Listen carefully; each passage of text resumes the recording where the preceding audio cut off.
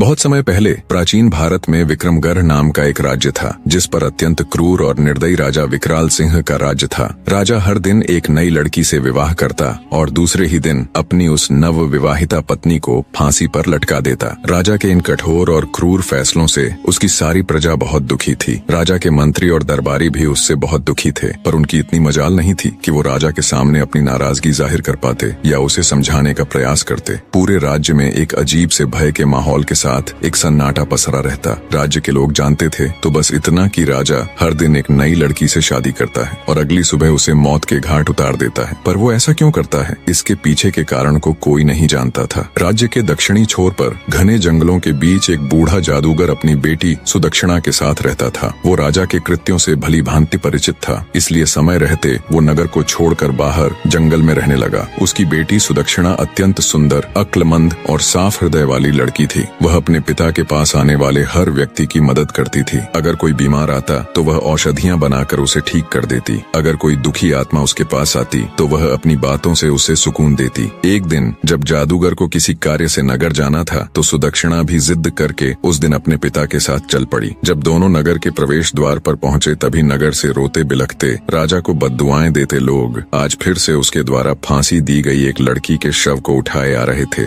बूढ़े जादूगर ने उनको देखा तो उसको सारा माजरा समझते देर न लगी। उसने तुरंत अपनी बेटी को वहां से चलने के लिए कहा, पर सुदक्षिणा ने जब उन रोते बिलखते लोगों को देखा तो उसका हृदय द्रवित हो उठा। वो बोली, नहीं पिताजी, पहले मुझे ये जानना है कि ये लोग क्यों इतने दुखी हैं और क्यों ये राजा को भला बुरा कह रहे हैं। जादूगर के बहुत समझाने पर भी वो वहां से नहीं गई। कुछ लोगों से जब उसने इसका कारण पूछा तो लोगों ने उसे एक बार के लिए अजीब निगाह से देखा और बोले, क्या तुम्हें कुछ नहीं पता? सुदक्षिणा के मना करने पर उन लोगों ने अपनी पूरी पीड़ा भरी दास्तान उसके सामने कह सुनाई। सारी बात सुन सुदक्षिणा एकदम सन्न रह गई। कुछ देर बाद वो अपने होश संभाल अपने पिता से बोली, पिताजी, मैं राजा के साथ विवाह करना चाहती हूँ। बेटी के मुख से ये बात सुन जादूगर सकते में आ गया और बोला, बेटी, क्या तुम पागल हो गई हो जो ऐसी बात कह रही हो? तुमने अभी सुना ना कि राजा दूसरे ही दिन अपनी पत्नी की हत्या करवा देता है। सुदक्षिणा बोली, पिताजी, मुझे अच्छे से पता है मैं क्या कह रही हूँ। आप तो बस मुझे राजा के पास जाने की इजाजत दीजिए। अगर मैं अपनी बुद्धि, करुणा और सत्य के बल पर एक निर्दयी व्यक्ति को बदल सकती हूँ तो यह मेरे जीवन की सबसे बड़ी उपलब्धि होगी, वरना एक दिन मरना तो सभी को है और किसी की मृत्यु राजा के नहीं बल्कि उस ऊपर वाले के हाथ में है। बहुत कहने सुनने पर ना चाहते हुए भी जादूगर को अपनी बेटी की जिद के आगे झुकना पड़ा। उसने भारी हृदय के साथ अपनी बेटी को राजा के पास जाने की इजाजत दे दी। पिता से आज्ञा मिलने पर सुदक्षिणा उनको प्रणाम कर एक दृढ़ निश्चय के साथ राजा के महल की ओर चल पड़ी। आखिर क्यों राजा विवाह के एक दिन बाद ही अपनी नव विवाहिता पत्नी को फांसी पर लटका देता था? शुरू से राजा ऐसा क्रूर और निर्दयी नहीं था। वो एक बड़ा ही नेक दिल और प्रजा को चाहने वाला राजा था। जब वो शादी के लायक हुआ तो उसके पिता राजा नंदसेन ने उसका विवाह रूपवती के साथ कर दिया। रूपवती बिल्कुल अपने नाम की ही तरह अति सुंदर स्त्री थी। राजा विकराल सिंह भी उसके रूप का कायल हो गया। वो दिलोजान से अपनी पत्नी को प्यार करने लगा। सब कुछ ठीक चल रहा था, पर फिर एक दिन ऐसा हुआ कि राजा के पैरों नीचे से जमीन खिसक गई। एक दिन राजा कचहरी से सीधा रानीवास की तरफ चला गया। जब वो रानी के कक्ष में पहुंचा तो उसने देखा उसकी पत्नी रूपवती एक गुलाम के साथ इश्क लड़ा रही है। ये देख राजा विकराल सिंह का संसार उजड़ गया। उसने तुरंत अपनी पत्नी और उस गुलाम को जिंदा एक दीवार में चुनवा दिया। रानी रूपवती की मृत्यु उपरांत राजा एक गुमनामी के समुन्दर में डूबता चला गया। उसने सबसे मिलना जुलना बंद कर दिया, कचहरी दरबार जाना छोड़ दिया। बस एक अंधेरे कमरे में ही खुद को बंद रखने लगा। राजा जब भी आंखें बंद करता उसे अपनी पत्नी और गुलाम का वो दृश्य याद आता। समय बीता पर वो दृश्य राजा भूल नहीं पा रहा था। बस वहीं से राजा के अंदर एक राक्षस ने जन्म ले लिया और वो प्रतिशोध की अग्नि में जलने लगा। राजा ने मंजे हुए चित्रकारों को बुलाकर रानी संग गुलाम का वो दृश्य ज्यों का त्यों बनवा लिया और उस तस्वीर को अपने शयन कक्ष में टंगवा दिया। अपनी पत्नी की बेवफाई से राजा इस कदर आहत हुआ कि उसे अब पूरी औरत जात ही बेवफा लगने लगी। उसके दिल में औरतों के प्रति ये नफरत की आग कभी कम न हो, इसलिए उसने उस पल की वो तस्वीर बनवा कर अपने कमरे में लगवा ली। क्रोधाग्नि में अंधे राजा ने फैसला किया कि वो हर दिन एक नई स्त्री से विवाह करेगा और अगले दिन उसको मौत के घाट उतरवा देगा। शुरू में राजा के इस दर्दनाक फैसले को लेकर मंत्रियों ने उसे बहुत समझाया, पर राजा ने किसी की नहीं सुनी। तब से लेकर अब तक राजा निर्दयता और क्रूरता से भरा जीवन जी रहा था। इधर जादूगर की लड़की सुदक्षिणा भी राजा के महल पहुंच गई। उसने महल के पहरेदारों से कहा कि उसे राजा से मिलना है, वो उनकी पत्नी बनना चाहती है। ये सुन पहरेदारों ने उसे अजीब निगाह से घूरा और चुपचाप उसका संदेश राजा तक पहुंचा दिया। राजा भी चक्कर में पड़ गया कि ऐसी कौन पागल लड़की है जो खुद मृत्यु को गले लगाना चाहती है। उसने सेवकों को उसे तुरंत उसके पास लाने का आदेश दिया। सिपाहियों के साथ आती सुदक्षिणा को राजा ने देखा तो वो उसे देखता ही रह गया। उसने आज तक इतनी मासूम और सुंदर स्त्री नहीं देखी थी। उसको देख राजा के चेहरे पर खुशी की मुस्कान आ गई, पर जल्दी ही वो फिर से मायूस हो गया। राजा ने सुदक्षिणा से पूछा, ए लड़की, क्या सोचकर तुम यहाँ आई हो? क्या तुम्हें पता नहीं कि मुझसे शादी करने का मतलब मौत को गले लगाना है? सुदक्षिणा दृढ़ निश्चय के साथ राजा की आंखों में देखती हुई बोली, हे राजा, मुझे आपके बारे में सब मालूम है। सब कुछ जानकर ही आपसे शादी करने का फैसला किया है। राजा विकराल हैरान होते हुए बोला, ठीक है, अगर तुम सब जानती हो और तुम्हारा यही फैसला है तो मुझे कोई एतराज नहीं। शादी की तैयारी करो, हम कल ही तुमसे विवाह करेंगे। राजा और जादूगर की लड़की का विवाह हो जाता है। जादूगर की लड़की सुदक्षिणा एक रानी और राजा की पत्नी बन जाती है। रात में सुदक्षिणा 16 श्रृंगार कर सुहाग सेज पर बैठकर राजा का इंतजार करती हैं। जब राजा विकराल सिंह अपने कमरे में आया और दुल्हन के रूप में सजी हुई जादूगर की लड़की को देखा तो वो उसकी खूबसूरती का कायल हो जाता है। पर तभी उसका ध्यान दीवार पर लगी उसकी पत्नी की तस्वीर की तरफ चला गया। उसको देखते ही राजा गुस्से में तमतमा गया। उसकी सभी यादें ताजा हो गईं। राजा को औरतों की बेवफाई याद आ जाती है, पर राजा के दिल के एक कोने में सुदक्षिणा के साहस, उसकी सादगी और रूप को देखते हुए उसके लिए एक अलग ही जगह या कहे इज्जत बन गई थी। राजा ने गुस्से से सुदक्षिणा से कहा, तुमने यह बेवकूफी वाली हरकत क्यों की, ये जानते हुए भी कि कल सुबह तुम्हें हम कत्ल करवा देंगे? नवविवाहिता रानी बड़े ही शिष्टाचार और आदर के साथ बोली, मेरे स्वामी, ये फैसला तो उस ऊपर वाले ने किया है और उसका फैसला मुझे हर हाल में मंजूर है। राजा बोला, सुबह तुम्हारे साथ क्या होगा ये जानते हुए भी? रानी सुदक्षिणा बोली, महाराज, मैं अच्छी तरह जानती हूँ कि सुबह होते ही आप मुझे मरवा देंगे, लेकिन उससे पहले मेरे पास आज की पूरी रात है और मोहब्बत की खुशी को लंबाई से नहीं नापा जाता बल्कि उसकी गहराई देखी जाती है। राजा बोला, तुम्हारी इन दिल फरेब बातों का मेरे ऊपर कोई असर नहीं पड़ने वाला। रानी सुदक्षिणा बड़े स्नेह और मर्यादा के साथ बोली, हे स्वामी, मैं एक रात के लिए ही सही पर आपकी पत्नी तो हूँ, इस नाते इस रात पर मेरा पूरा हक है। सुबह जो आपको करना है आप कर लीजिए। बोली, महाराज, पर अभी के लिए अपने इस गुस्से को त्याग दीजिए और थोड़े शांत हो जाएं। रानी सुदक्षिणा की बात सुन राजा का क्रोध ठंडा पड़ जाता है और वो आराम से कमरे में रखी एक कुर्सी पर बैठ जाता है। रानी सुदक्षिणा बोली, महाराज, आज की रात आपका दिल बहलाने के लिए मैं आपको क्या सुनाऊं? कोई किस्सा सुनाऊं, कोई शेर और शायरी सुनाऊं या फिर कोई गाना सुनाऊं? राजा बोला, तुम मेरी एक रात की पत्नी हो और इस रात पर तुम्हारा पूरा हक है। चलो तुम कोई किस्सा सुना दो। रानी बड़े अदब से राजा को जी महाराज कह एक किस्सा सुनाना शुरू कर देती है। एक व्यापारी था, उसकी बीवी, एक जवान बेटी और 2 छोटे बेटे थे। बेटी जवान होने के कारण व्यापारी को दिन रात उसके विवाह की चिंता खाई जाती। वो पैसे जोड़कर धूमधाम से अपनी बेटी का विवाह करना चाहता था। एक बार उसे व्यापार के लिए परदेश जाना था। सफर लंबा था। वह अपने घर वालों से कुछ दिन में आने की कह चला जाता है। जाते हुए उसकी बेटी उसे खजूर देती है और कहती है, बाबा, सफर लंबा है, भूख लगे तो रास्ते में खा लेना। बेटी के दिए खजूर को लेकर व्यापारी परदेश के लिए निकल पड़ता है। लंबा रास्ता और तेज धूप के कारण वो चलते चलते थक जाता है। तभी उसे रास्ते में एक कुआं नजर आता है। सोचा क्यों न थोड़ी देर यहीं सुस्ता लूं, आराम से बैठकर खजूर खा लूंगा और शीतल जल ग्रहण कर लूंगा, फिर आराम से परदेश के लिए निकलूंगा। इसी सोच के साथ वो कुएं के किनारे बैठकर आराम से खजूर खाने लग जाता है। खजूर खाते खाते उसके हाथ से एक खजूर कुएं में गिर जाता है। खजूर जैसे ही पानी में गिरता है,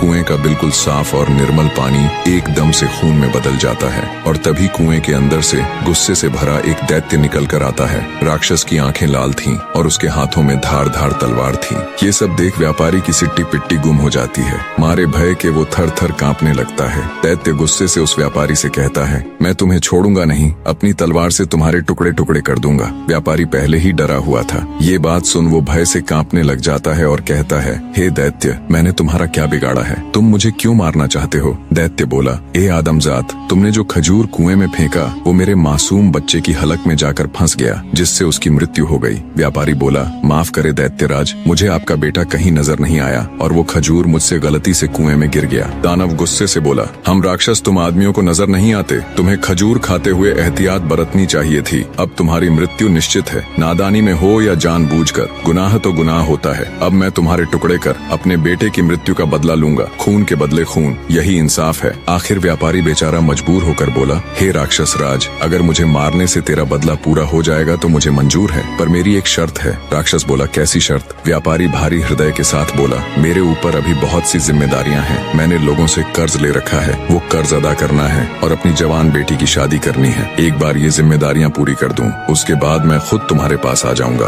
फिर तुम बेशक अपना बदला पूरा कर लेना। ये सुन राक्षस सोच में पड़ जाता है। इतनी कहानी कहते कहते सवेरा हो जाता है और रानी किस्सा सुनाना बंद कर देती है। राजा बोला, तुम चुप क्यों हो गई? मुझे बताओ कि राक्षस ने व्यापारी को मार दिया या फिर उसे उसके कहे अनुसार कुछ समय की मोहलत दे दी। रानी बोली, महाराज, रात खत्म तो बात खत्म, अब सुबह हो चुकी है और मेरे मरने का वक्त आ गया है। राजा बोला, लेकिन मुझे कम से कम इतना तो बता दो कि राक्षस ने उसे मारा या छोड़ दिया। रानी बोली, हे राजा, कहानी बहुत लंबी है, पूरी बताने के लिए वक्त की जरूरत है और अब वक्त खत्म हो चुका है। ये सुन राजा सोच में पड़ जाता है। कुछ सोचकर राजा जब अपनी नवविवाहिता रानी से कहता है, तुम चिंता मत करो, हम वक्त को रोक देंगे, हम तुम्हें एक दिन की जिंदगी और प्रदान करते हैं, अब तुम किस्सा सुनाओ। तब रानी बोली, नहीं मेरे सरताज, किस्से तो रातों को सुनाए जाते हैं, सुबह का वक्त हो चला है, आप अपने राजसी कार्य कीजिए, आगे का किस्सा तो मैं रात को ही सुनाऊंगी। ये सुन राजा सोचता है, कितनी ही लड़कियां मेरे पास आईं और मौत के घाट उतार दी गई। सबके चेहरे पर मौत का भय साफ नजर आता था, पर इसके चेहरे पर तो भय नाम की कोई चीज ही नहीं है। खैर, इसका किस्सा मुझे बहुत दिलचस्प लगा है, इसलिए इसकी जान सिर्फ आज के लिए बख्श दी,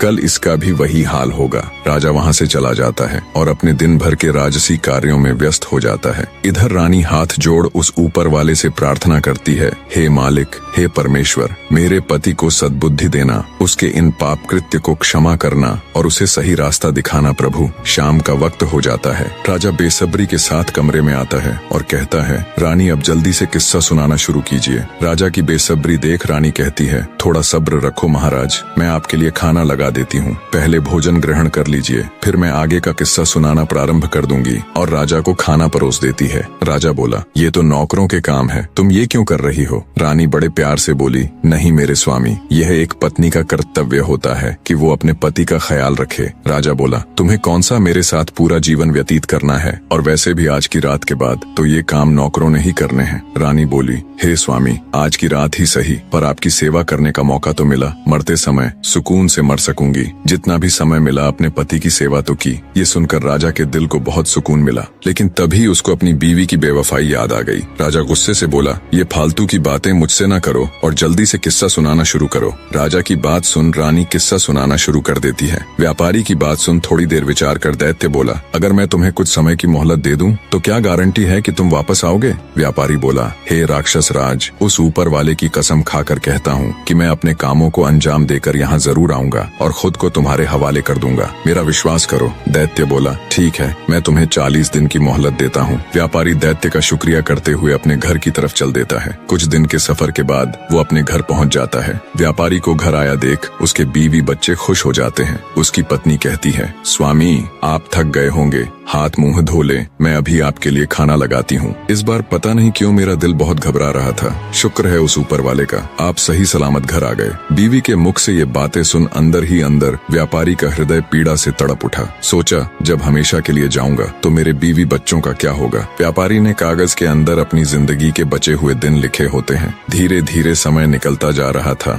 और व्यापारी के जिंदगी के दिन भी। उसने अपनी बेटी के लिए योग्य रिश्ता देख उसकी शादी कर उसे विदा कर दिया। खुशी के साथ साथ व्यापारी अंदर से दुखी भी था, क्योंकि आज उसकी अंतिम रात थी। कल का दिन तुम्हारा आखिरी दिन है, कल वो दैत्य तुम्हारे टुकड़े टुकड़े कर देगा। व्यापारी बिस्तर में पड़ा पड़ा यही सब सोच रहा था। नींद उसकी आंखों से कोसों दूर थी। उसे रह रहकर ये बात खाए जा रही थी कि उसके मरने के बाद उसकी बीवी और बच्चों का क्या होगा। दुखी हृदय के साथ व्यापारी उठकर बैठ जाता है और सिसक सिसक कर रोने लगता है। उसके रोने की आवाज सुन उसकी पत्नी भी उठ जाती है। व्यापारी को ऐसे रोता देख वो घबराकर उससे पूछती है, क्या हुआ स्वामी, आप रो क्यों रहे हो? व्यापारी पहले तो बात को टालने की कोशिश करता है, पर जब जब उसकी पत्नी ने ज्यादा जोर देकर पूछा तो वो टूट जाता है और सारा किस्सा अपनी पत्नी को रोते रोते कह सुनाता है। सारी बात सुन व्यापारी की पत्नी का कलेजा मुंह को आ जाता है। वो तड़प उठती है और कहती है, स्वामी, आपकी जगह पर मैं उस दैत्य के पास जाऊंगी। मुझे चाहे कुछ भी हो जाए, चाहे वो दैत्य बेशक मेरी जान ही ले ले, पर मैं आपको कुछ भी नहीं होने दूंगी। राजा किस्से के बीच में ही बोल पड़ता है, वाह क्या औरत है, ऐसी औरत भी दुनिया में होती है। ऐसी नेक और वफादार बीवी की दहलीज पर तो फरिश्ते भी अपना सिर झुकाएं। रानी बोली, बिल्कुल ठीक कहा महाराज। कुछ बदकार औरतें होती हैं जिनकी वजह से सभी औरतों पर उंगली उठाई जाती है और सबको एक जैसा समझा जाता है। यह सुनकर राजा सोच में पड़ जाता है। रानी आगे का किस्सा सुनाना शुरू कर देती है। व्यापारी अपनी पत्नी को समझाता है और कहता है, ऐसी बात मत करो प्रिय, मेरे होते हुए अगर तुम्हें कुछ हो जाए तो धिक्कार है मेरे ऊपर। तुमने ये कह भी कैसे दिया कि तुम मेरी जगह उस राक्षस के पास चली जाओगी? गलती तो मुझसे हुई है और इस गलती की सजा तो मुझे ही भोगनी पड़ेगी। तुम मेरे बच्चों का ख्याल रखना, उन्हें मेरी कमी कभी महसूस मत होने देना। व्यापारी अपनी पत्नी को खूब समझाता है। ऐसे ही बातों बातों में रात निकल जाती है और सुबह हो जाती है। व्यापारी भारी हृदय के साथ अपने छोटे बच्चों और बीवी को गले लगाकर उनसे विदाई ले सफर के लिए चल पड़ता है। लंबा रास्ता तय कर वो उसी जगह पहुंच जाता है जहां उसे वो दैत्य मिला था। व्यापारी दैत्य को आवाज देता है, हे राक्षस राज, मैं तुम्हारे पास आ गया हूँ। मेरे 40 दिन पूरे हो गए हैं। आओ और मेरी जान लेकर अपना बदला पूरा कर लो। व्यापारी की बात सुन दैत्य बाहर आता है और व्यापारी को कहता है, तुम बहुत बहादुर हो जो इस तरह खुद मेरे पास मौत के मुंह में आ गए, लेकिन ए आदमजात, मैं तुम्हें मारूंगा नहीं क्योंकि मैं तुम्हें माफ कर चुका हूँ। दैत्य आगे कहता है, जब तुमने मुझसे समय मांगा था तब मुझे तुम्हारे ऊपर यकीन नहीं था, इसलिए उसी दिन से मैं तुम्हारा पीछा कर रहा था। तुमने जो कुछ कहा था वो बिल्कुल सत्य था। अब जाओ और अपने बीवी बच्चों को संभालो, तुम्हारे बिना उनका रो रो कर बुरा हाल है। दैत्य के मुख से ये बातें सुन व्यापारी की खुशी का ठिकाना नहीं रहा। उसने उस दैत्य का हाथ जोड़ शुक्रिया किया। किस्सा जब समाप्त हुआ तब तक राजा पूरी तरह भावुक हो चुका था। वो अब रानी की तरफ प्यार भरी नजरों से देख रहा था। रानी बोली, हे महाराज, सभी औरतें बिल्कुल भी एक जैसी नहीं होती और जब तक आप उस तस्वीर को अपने कमरे से नहीं हटा दोगे तब तक आपकी पीड़ा कभी कम नहीं होगी और आप हर औरत को बदकार ही समझेंगे। इतना सुन राजा अपनी बेवफा पत्नी की वो तस्वीर फाड़कर उसे नष्ट कर देता है और रानी के हाथों को अपने हाथ में लेकर कहता है, हे रानी, आज तुमने मेरा हृदय परिवर्तित कर दिया। मुझ पापी से पता नहीं कितने पाप हुए हैं। हे रानी, तुम धन्य हो, आज तुमने मेरी आंखें खोल दी। रानी बोली, हे महाराज, आप मुझे मारना चाहे तो बेशक मार दे, लेकिन मेरी एक शर्त है कि आप मुझे सिपाहियों के हाथों से नहीं बल्कि खुद अपने हाथों से मारे। मुझे यह बिल्कुल भी गवारा नहीं कि मुझे कोई सिपाही हाथ लगाए। आपके हाथों से मरूंगी तो मेरी रूह को सुकून मिलेगा। राजा बोला, नहीं मेरी रानी, मैं तुम्हें कुछ नहीं करूंगा। मेरा खोखला भ्रम तोड़कर एक जिल्लत भरी जिंदगी से बाहर निकालने वाली देवी हो तुम। हे मेरी प्रिय, मैं हमेशा तुम्हें अपनी पलकों पर बिठा कर रखूंगा। जो और जितना पाप मैंने किया है शायद उसके लिए वो ऊपर वाला मुझे कदापि माफ न करे, पर बची हुई जिंदगी में मैं सिर्फ खुशियां बांटना चाहता हूँ अपनी प्रजा और तुम्हारे साथ। उधर जब जादूगर को ये बात पता चली कि उसकी बेटी बिल्कुल सही सलामत ही नहीं बल्कि राजा की आंख खोलने वाली उसकी चहेती रानी बन गई है और राजा अब एक नेक इंसान बन गया है, तो उसकी भी खुशी का कोई ठिकाना नहीं रहा। राजा विकराल सिंह रानी सुदक्षिणा के साथ एक हंसी खुशी जीवन व्यतीत करता है। निष्कर्ष, व्यापारी ने अपनी गलती की सजा स्वीकार की, लेकिन उसकी पत्नी और बेटी की निष्ठा और प्रेम ने उसे अंततः एक नई राह दिखाई। राक्षस ने उसकी ईमानदारी और समर्पण को देखकर उसे माफ कर दिया और वह घर लौटने में सफल हुआ। राजा ने रानी की समझदारी और बलिदान को समझा और अपनी पुरानी पीड़ा से मुक्ति पाई। यह कहानी बताती है कि सच्चे प्रेम और नैतिकता की शक्ति से ही जीवन में बदलाव लाया जा सकता है। कहानी में अंत